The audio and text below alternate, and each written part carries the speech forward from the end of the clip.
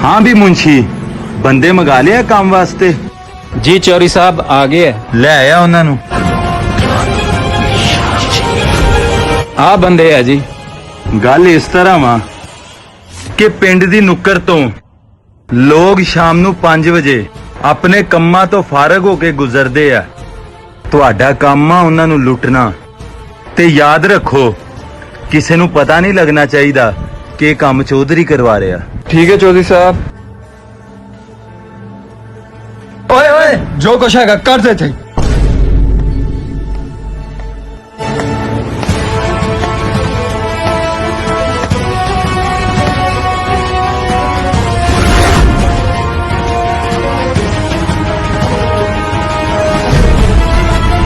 चोरी साहब असी लुटे गए। ओ की हो गया तुहानू? चोरी साहब ਅਸੀਂ ਤਾਂ ਪਿੰਡ ਦੀ ਨੁੱਕਰ ਤੋਂ ਆ ਰਹੇ ਸੀ, ਸਾਨੂੰ ਸਾਰਿਆਂ ਨੂੰ ਡਾਕੂਆਂ ਨੇ ਲੁੱਟ ਲਿਆ।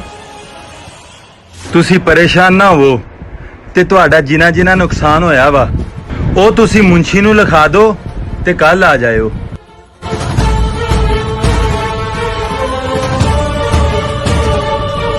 हाँ भी मुंशी इस बंदे दे किन्ने पैसे लुटे गए? चौधरी साहब एदा 800 रुपया है। एला भी तेनू 400 रुपया दे रहे हैं।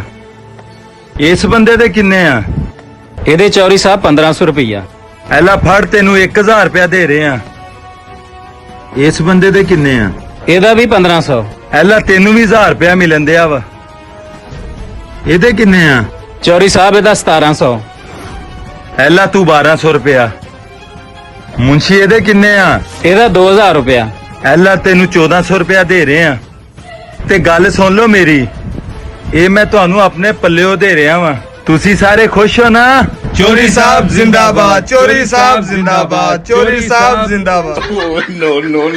हाँ भी मुंशी कैसा रिलीफ दिता।